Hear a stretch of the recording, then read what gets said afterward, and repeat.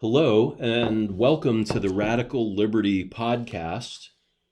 This is our first test dialogue for the podcast, and thank you for joining us today. I'm Jeffrey, I'm Eric. and today we're going to discuss the affordability crisis. It's January 31st, 2026. Eric, would you like to make some observations about the affordability crisis we're experiencing? Of course. I think some of the biggest things we are facing here, especially in Erie and nationally, I think the big things are food deserts, healthcare, housing, transportation, and wages. Uh, you know, all of these tie in together quite a bit, but I know even here in Erie, one of the biggest things I hear constantly when I am at a county council meeting or some other uh, government function in the county, someone is almost always bringing up that access to food on the east side is not there. And it's Mm-hmm. making Mm-hmm. things incredibly expensive for the people who live there. Another one's healthcare. Obviously, with the insurance company, I don't think I think most of us are pretty well aware of just how um, the stranglehold that these CEOs hold over our heads when it comes to healthcare. Housing, the same thing. We've made housing into a commodity that is to be bought and sold at the highest price compared to something that people live in, and transportation that's just not public transportation that's not there, and the cost to entry of actually getting a vehicle is through the roof. Those are some great observations, Eric, especially about the food desert in Erie on the east side. And we know that the Sanders supermarket on East Lake Road and the Bayfront Connector went out of business just before the pandemic because they needed $500,000 in renovation for their HVAC and coolers, and they didn't have the capital, so they approached Erie City Council, but there were no grants or other funds available at the same time as larger corporations were getting these community reinvestment zones and tax exemptions for hotels and restaurants on the bayfront of Erie. And as a result of not getting that $500,000 investment, the Sanders supermarket on the east side of Erie closed. And now we see Walmart as a primary food source, Dollar Generals, international grocery stores, which are typically smaller, and the end result in 2025 was UPMC Hammett opened up a neighborhood center with a food bank. And we've all heard about the increased stress on food banks. So you make a great point about the affordability crisis, including a food desert, but also the prices of groceries, which have gone up steadily, outpacing wages. And you mentioned healthcare and the cost of healthcare and the reaction of Americans to the lack of affordability of healthcare compared to every other industrialized nation. With Exactly. And another big thing is, even especially now, we have the changes with the ACA and everything that's going on through the mm-hmm, Trump administration.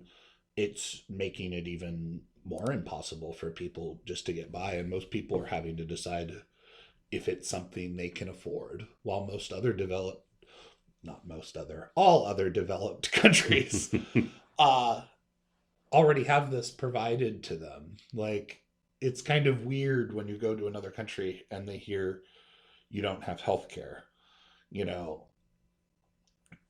sure. And uh The recent folk hero Luigi Mangione. Not getting a death sentence. That's right. His charges have been reduced, and when everybody says United Healthcare and CEO, everybody understands the motive right Mm-hmm. away. And it almost bears no commentary.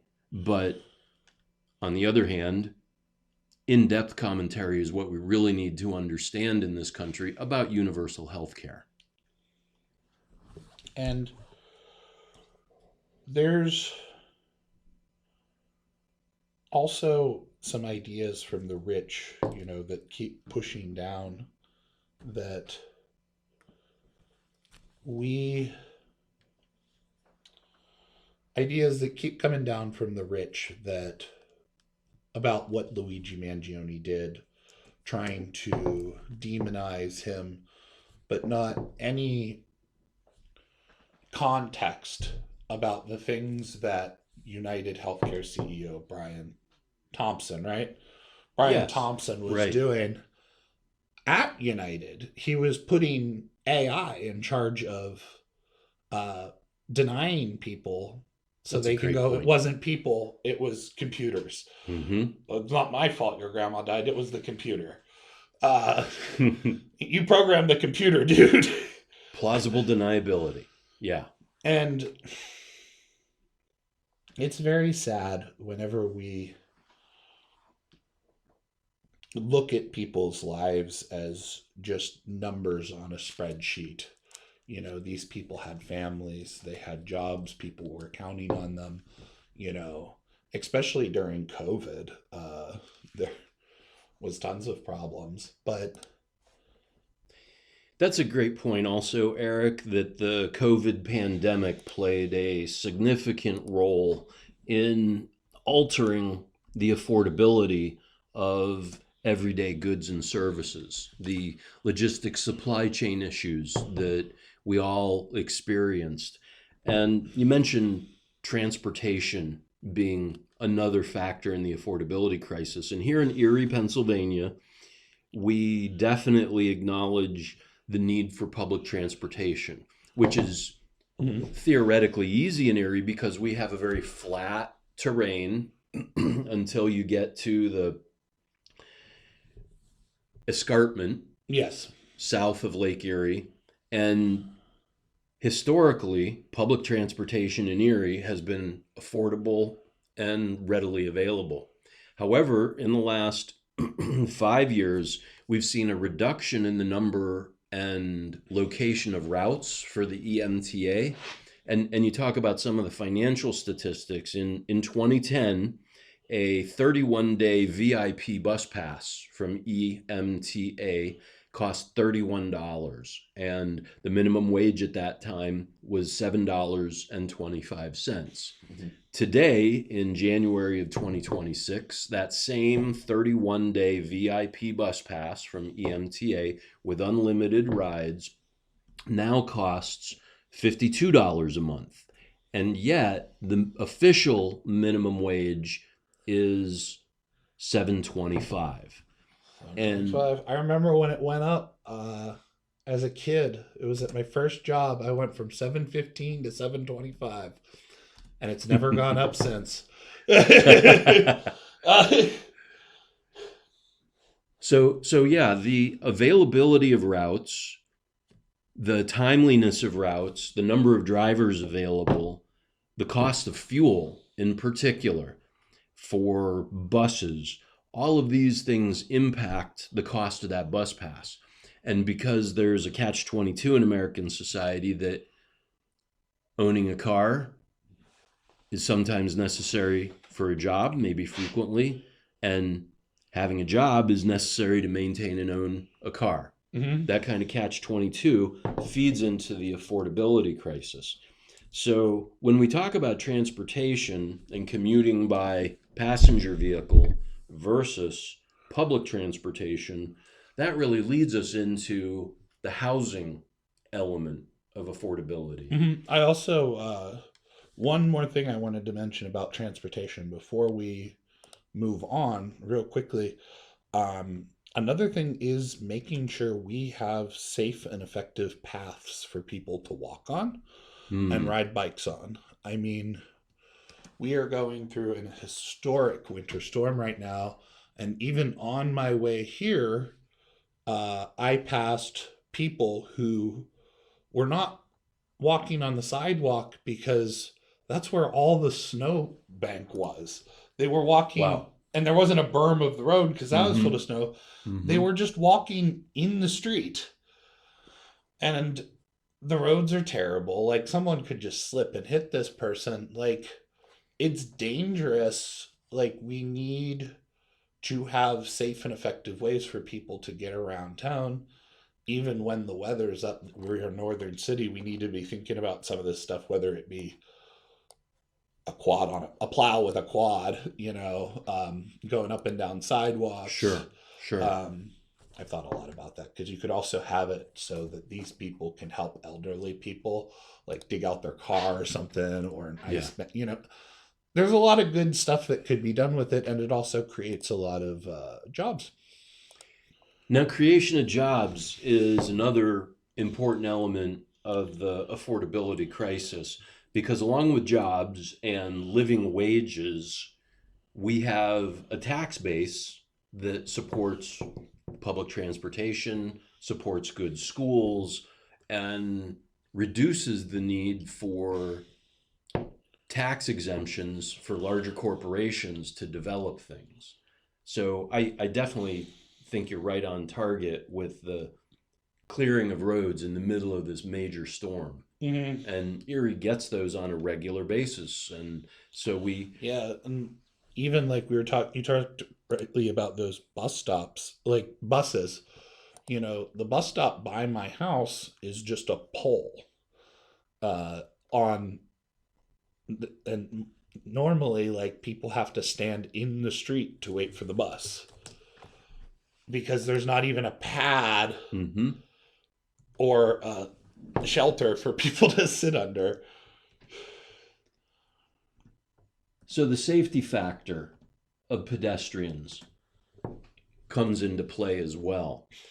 And one of the resources locally in Erie to understand some of these factors in the affordability crisis is the Economic Research Institute of Erie, which is facilitated by a professor of economics at Penn State Behrend. And the Economic Research of Institute of Erie is a really good source of economic data that shows the impact of various consumer price index factors. So we've also acknowledged the history of some of the macroeconomics in the United States that Erie is a really good microcosm of, in terms of Erie once being the world's fourth largest industrial output city, and from 1880 to 1910 being the world's largest source of freshwater fish, the Erie perch. And the fact that we have 14,000 acres of Concord grapes and other grapes in this area, making it the nation's second largest winemaking region after Napa Valley in California. So we talked about the history of Erie in very brief detail, but we have to acknowledge that the savings and loan crisis of the 1980s, the rise of the internet in the 1990s, which led to the dot-com bubble bursting in 2001 because of taxes on the venture capital.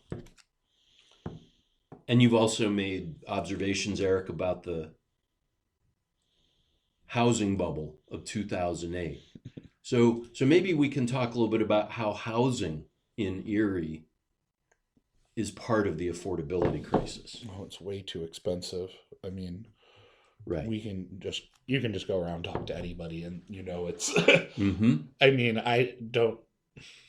It's almost everyone I've talked to, unless they're much wealthier, that affordability is an issue. This is something that Americans have been talking about for a while, even going back to the election. Um, a lot of people just called it the economy. Kept saying, we're worried about the economy. We're worried about the economy. But when rich people are talking about the economy, they mean stocks. And you mean maybe And the when, upper 10%? yeah, when the rich and powerful think about stocks, they think of how well stocks are doing. Mm-hmm. When poor people think about the economy, they think about affordability. Yes. And that was a big thing with the Democratic Party. They kept saying, we don't understand why everyone's worried about the economy when it's fine. They were never able to figure out quite, hey, they're worried about like spending 60 to 80% of their income on housing. That's a really great point. Traditionally, rent or a mortgage payment was recommended to be 30% of income. And our subsidized housing in Erie, those leases continue with that. 30% of someone's income goes towards rent. And when we ask the question, what's the average rent of a one bedroom apartment in Erie, Pennsylvania? Currently, that is $943 a month, about $940 a month. Okay. Prices typically range from around $800 to over $1,000, depending on location and amenities, building age. And recent data indicates a roughly 1.4% increase in rental costs over the past year. So when we talk about the increase in rental costs, we're asking the question, why? Is this income that only goes to the landlord so that they have a life? And does it go at all towards maintenance of rental properties? Or, especially on the east side again, is it deferred maintenance? And the stock of available rental properties is of average quality or of questionable quality. And of course, we hope that landlords are going to do the right thing and protect their renters, because without housing, without transportation, without childcare, how is employment possible? So as we talk about the 2008 banking crisis, Lehman Brothers going out of business, automobile manufacturers closing down brands like Plymouth or Saturn, we see that leading into Supreme Court decisions such as Citizens United, which allows big corporations to back up a truck of money to the government and get their way. And also the Janus decision, which affected labor unions in terms of people who opt out of the union membership no longer have to pay dues. So that is a direct attack on union membership and the stability of unions, when we know that in the 1950s in the United States, and especially in Erie with its industrial history, Erie economically peaked in 1965. In the 1950s in the United States, union membership was at its highest. Absolutely. I mean, and if you look around Europe, you also see incredibly high union membership True. throughout Europe. And guess what? Their wages are way higher uh, because we because they're able to collectively bargain for the work that they actually do, the labor that they create. They're able to negotiate appropriately for that. One person isn't going to be able to negotiate with someone that has teams of lawyers and politicians and um, Media contact. media. That's what Mhm. I was trying to think of the word. Media representation and propaganda artists, just everything to push their view. You got to have your fellow workers behind you, and I mean, one of the things I heard recently is, it's not enough for us to return to the way things were. We need to expand our return. I'm sorry. It's not enough for us to return to the democracy we once had. We need to expand that democracy into the workplace so we can control our economic future. Absolutely. The purpose of a union contract is to protect wages, to enhance workplace safety, Mhm. and dignified treatment of workers. I come from West Virginia, and I'm familiar with the background of the mine wars and the labor struggle to end child labor and to limit the work week to 40 hours and just to create the weekend. And without these safeguards, it seems like corporate America would prefer a 16-hour workday, including children. I And mean, already in Florida, they're backing off on worker protections for children mhm, overwhelmingly. yeah, And yeah. And those kinds of trends, especially post pandemic in the United States, really require us to examine solutions in a different light. Post pandemic, we've seen, especially recently, the rise of AI data centers and the corresponding increase in electricity bills. And we've all heard, if you use a chat GPT prompt for a conversation, each prompt is equivalent to like a 20-ounce bottle of water yeah, because of the cooling needs of these AI data centers. Now, in contrast, China has located its AI data centers offshore, underwater, as an effective method of cooling. And I know also, I know Google was also mhm, working on that technology as yeah, well. yeah. And at the same time, the corresponding pushback against alternative energy sources like wind and solar is another part of the affordability crisis, because in order to reduce costs for the average American, that includes utilities. And so when we look at all of these factors, including AI data centers, it's no surprise that leaders like Bernie Sanders and Alexandria Ocasio Cortez, their ideas, along with Zoran Mamdani in New York City, have really gained traction.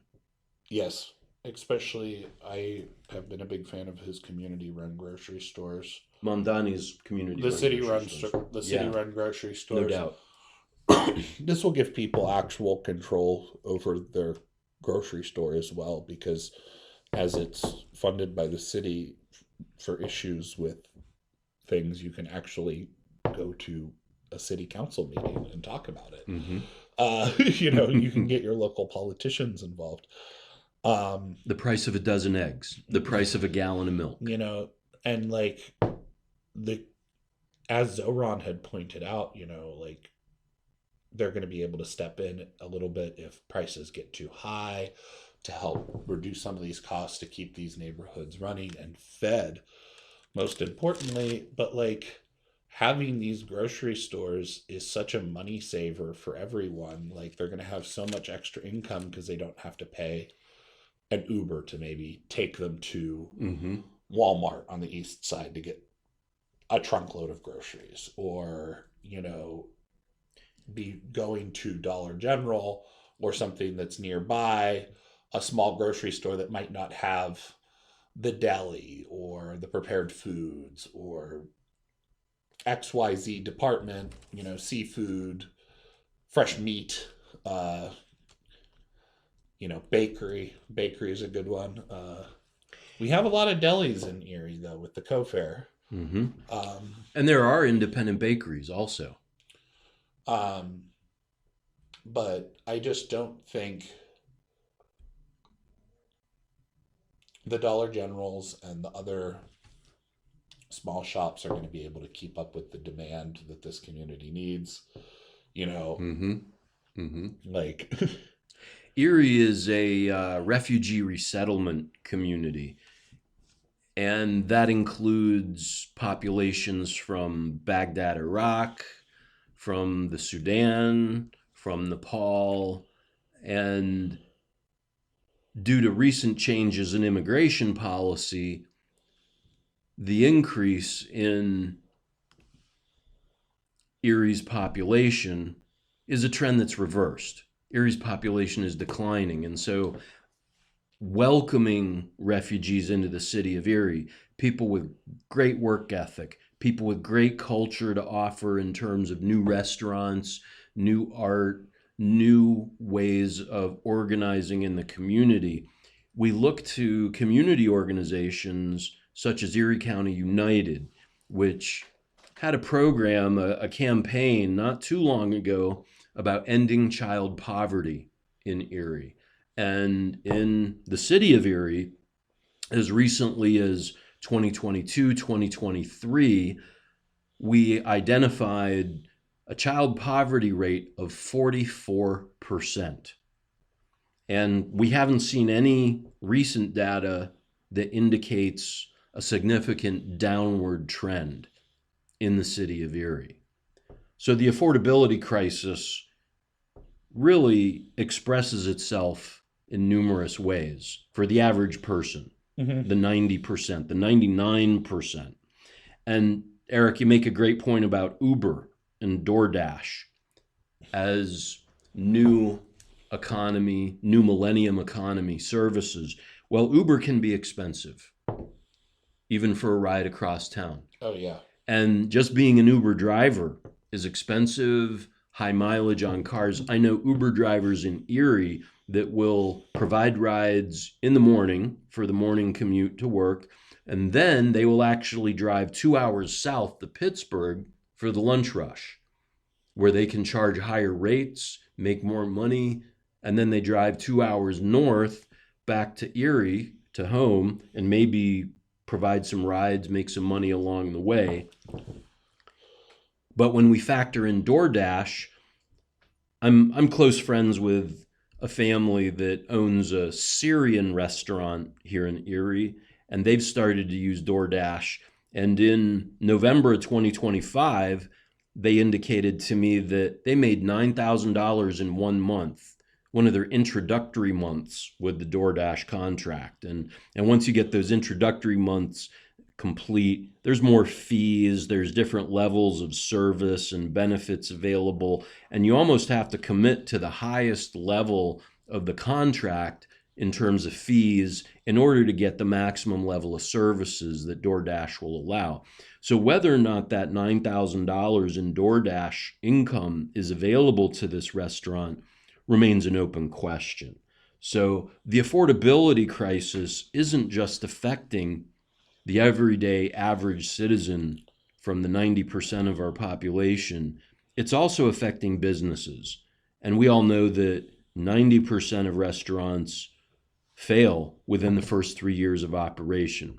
So, what do we see in downtown Erie? The Erie Downtown Development Corporation, which is part of the transformation of Erie from a post industrial economy to a service oriented economy, which has a healthy emphasis on tourism, sports, other entertainment, Mhm. education, especially downtown. We see companies like Hammett Hospital and Erie Insurance buying up properties like the former Avalon Hotel and building big condominiums, apartments, rock climbing wall businesses, which are really intended for traveling doctors and traveling nurses, as well as Erie Insurance's employees who are encouraged to live downtown within walking distance. And all those things are fine.